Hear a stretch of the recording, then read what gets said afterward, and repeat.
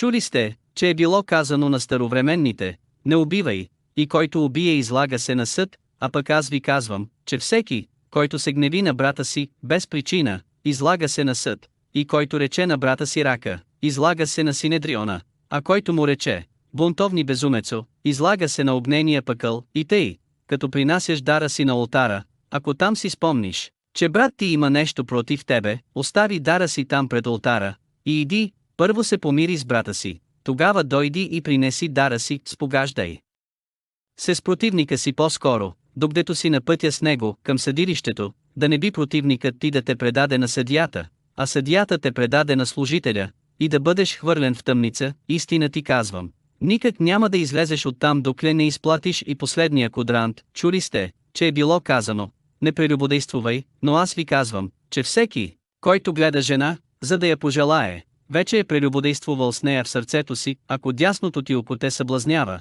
извади го и хвърли го, защото добре е за тебе да погине една от телесните ти части, а не цялото ти тяло да бъде хвърлено в пъкъла. И ако дясната ти ръка те съблазнява, отсечи я и хвърли я, защото по-добре е за тебе да погине една от телесните ти части, а не цялото ти тяло да отиде в пъкъла. Още било казано: който си напусне жената, нека и кратко даде разводно писмо, а пък аз ви казвам, че всеки, който напусне жена си, освен по причина на прелюбодейство, прави я да прелюбодействува, и който се ожени за нея, когато бъде напусната, той прелюбодействува. Чули сте още, че е било казано на старовременните: не си престъпвай клетвата, но изпълнявай пред Господа клетвите си. Но аз ви казвам, никак да се не кълнете, нито в небето, защото той е престол на Бога, нито в земята, защото е подножието му, нито в Ерусалим, защото е град на Великия цар, нито в главата си да се не кълнеш, защото не можеш направи ни един косъм бял или черен, но говорят ви да бъде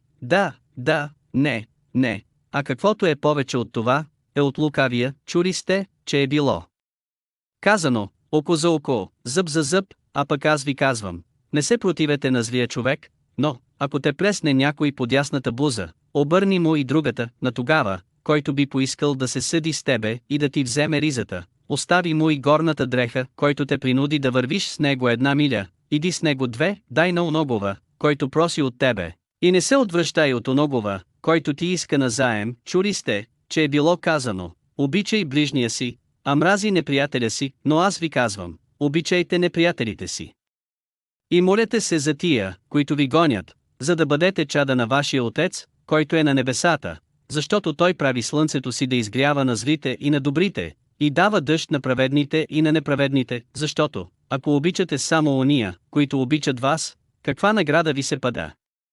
Не правят ли това и бирниците? И ако поздравявате само братята си, какво особено правите?